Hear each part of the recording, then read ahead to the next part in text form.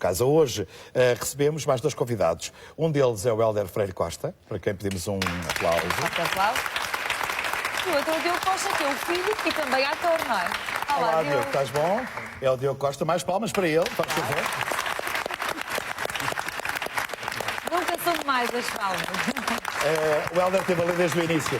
Hélder, ouviu tudo o que nós tivemos a conversar, viu o Aleluia, teve aqui o Avilés, ouvimos o professor Carmelo, e o Hélder traz finalmente provas, digamos, factuais, visíveis. Como é que era feita essa censura? Como era. O Hélder começou em 64, não foi? 64, é. No ano em que eu nasci, começou a fazer teatro, digamos. Comecei a trabalhar em teatro. Portanto, a censura não era só, não condicionava só a palavra.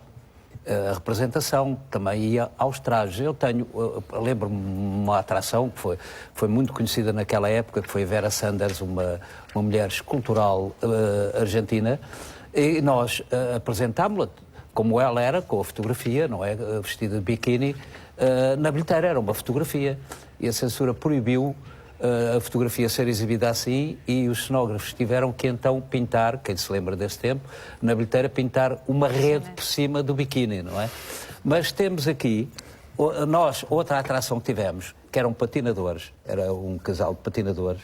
Tenho aqui a censura quando nos escreveu a dizer que levantava um corte, falta o texto correspondente ao corte tal, porque nós já não o enviávamos propositadamente, para não criar problemas, queríamos era estrear, mas ele tem aqui, não se aceita o traje da patinadora no final do primeiro ato, deve ser um sutiã normal. Eu tenho aqui a fotografia. Mostra lá para a câmara. Mostra lá para a câmara. São giríssimos, Hélder, apesar desse teor. Que era importantíssimo nós vermos. É importante esta geração, de facto, conhecer isto. Está aqui o 4. Não se aceita o traje da patinadora no final do primeiro ato, deve ser um sutiã normal. Era assinado por quem? Por quem? Está assinado ou não está? Era para o inspetor-chefe, não é? Eu já não me lembro o nome. Não interessa, mas está assinado e diz... Está assinado. Então, não, é uma carta oficial, é um ofício mesmo, não é? Portanto, o Secretariado Nacional da Informação. A patinadora, o que tinha, esta era a fotografia exata do momento que ela atuava, era isto exatamente. Para ali. Isto era insuficiente. Este sutiã era insuficiente, que tinha que ser quase uma caixa, não é? Tapar os peitos.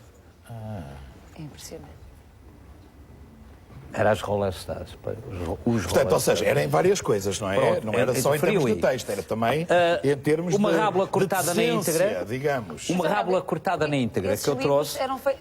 O Homem de Chapéu foi feito à posterior, só para as pessoas não, isto era, naquele tempo era feito à máquina, não é?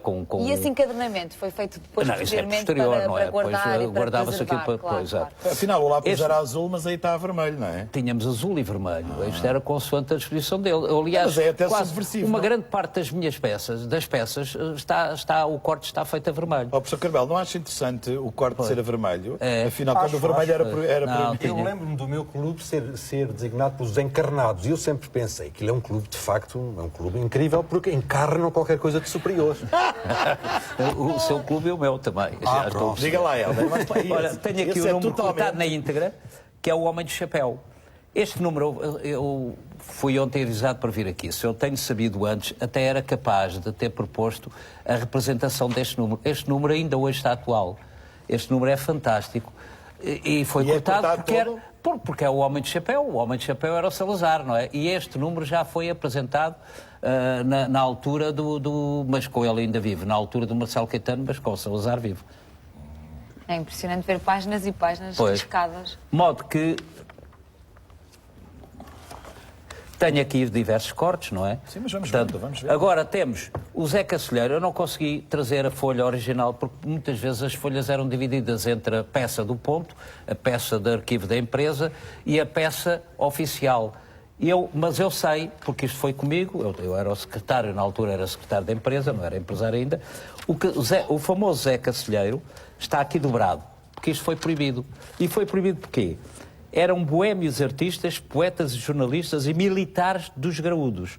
Toureiros muito destemidos e fidalgos atrevidos que não eram guedelhudos. foi substituído por esta coisa, aliás, que é famosa, não é? Todos moram numa rua a que chamam sempre sua, mas eu cá não os invejo. O meu bairro é Sobre as Águas, que cantam as suas mágoas e a minha vida é o Tejo. Isto foi a revista 000, a Ordem para Pagar, que foi no Teatro Variedades, de que eu era secretário dos empresários José Passos e Vasco Morgado. Aqui vê-se uma panóplia de carimbos da censura, onde se vê escrito à mão uma série de páginas cortadas. E esta peça, eu tenho aqui, salvo erro, julgo que é nesta, que já íamos em 6º aditamentos, mas não eram definitivos. Nós tínhamos emendas e aditamentos. Muitas vezes, as emendas eles faziam um corte pequeno, não é? E então o autor respeitava o corte, ou então fazia uma pequena emenda ali. Substituía a frase, não é? Mas depois tinha que ser outra vez revista. Tinha que ser. Ia sempre à censura. Pois. Nada era O Diogo, apresentado. seu filho que está ali. E por último bem estas havia histórias. o chamado ensaio final de censura, que era com a presença de todos os censores, com as suas respectivas esposas, familiares, amigos, com as esposas. E depois o que é que acontece? As esposas, ao contrário do que se pensa, tinham uma grande influência nos censores, porque muitas vezes estava a decorrer o ensaio e a gente ouvia eles a bichanar, mas nós estávamos na sala, não é? Elas a bichanar e passado um bocado o censor, a gente dizia, pronto, já vamos ter problemas ali. E Parece tínhamos, um filme, tínhamos, história. Diogo, tu não tens ideia destas histórias que o teu pai te contava? Que idade é que tu tens? Eu tenho 21 anos. Tens 21 anos, não é? Mas, portanto, cresceste com uma grande consciência do teatro e com uma grande, digamos, cultura teatral. Isso interfere na tua atividade hoje em dia? Não, quer dizer, aquilo que eu sei foi basicamente o que eu aprendi a ver, não é? Porque eu neste momento estou lá na revista também, estou lá a participar e tudo o que eu aprendi foi a ver. Não tenho a mínima noção de como era representado naquela altura e também, muito sinceramente, não quero ter essa noção. Mas não haja dúvida que para representar naquela altura era preciso uma grande estaleca. O que é que tu identificas-te com os conteúdos da revista? Ou identificas-te mais com a representação em si? Entendes o que eu quero dizer? O que te interessa, quer dizer, os atores eram um veículo de determinadas ideias e tinham consciência disso. Neste caso, tu sentes isso nos textos que interpretas e que dizes? Sim. A revista é sempre um meio de informação para o público. Passar não é? mensagens, Exatamente, não é? passar uma mensagem. Antigamente, passava-se a mensagem muito subrepticiamente, não é? Hoje em dia é mais direto, mas E vocês têm esta mesmo. consciência, né? Sentem Sim, exatamente exatamente. o que é que estão a fazer, o que é que estão a dizer e às vezes para quem é que estão a falar. Muito bem, vamos a mais uma participação. No caso, é o do Guilherme Fonseca. Helder, o que é que acha deste tipo de humor? Concorda com o que eles disseram? É a modernização da vida, é uma forma diferente, não é? Mas eu acho muito curioso e importante até que a referência desta juventude é o Hermano José. É o grande Hermano José. Não há dúvida que foi ele que modificou o humor em Portugal, a forma de se fazer humor, e esta juventude está toda a seguir esse caminho também. E tem aparecido grandes humoristas, felizmente. Mas há uma diferença entre humoristas e comediantes, não é? É relativo. O humorista é uma individualidade, Pois, cria uma marca, relativo, que cria... exatamente. carisma. É uma imagem, pronto. E o comediante é o Vive tipo na que... Pronto, exato. É o que Helder, representa. continua a achar que a revista tem essa função. Agora, quer dizer, fazia sentido, havendo censura, e perdeu, digamos, sentido após o 25 de Abril e depois recuperou ou não recuperou, ou Vamos como lá, é vamos lá agora. ver. E o Helder é um lutador nesse Não sentido. tivesse Eu sei, isto é uma sentido, pergunta de retórica. O Brasil, que vive hoje em democracia, no Brasil há um movimento de atores que querem repor o teatro-revista. E tem vindo até Portugal e tem vindo até ao Teatro Maria Vitória. Portanto, a revista tem sempre sentido, porque, curiosamente, hoje até se calhar temos mais motivos para fazer revista do que tínhamos no passado. No passado tínhamos um regime.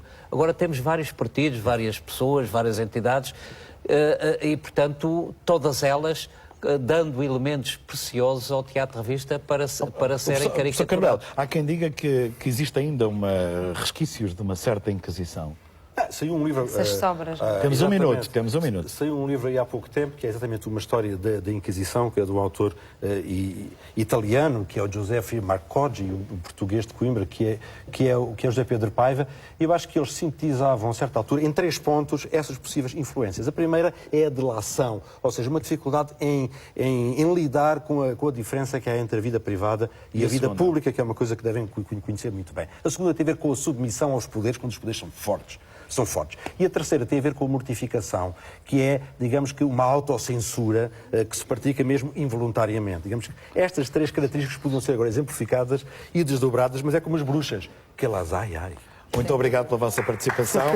Nós temos aqui um sensor que é o tempo. É verdade. Despedimos com amizade. Mas amanhã voltamos.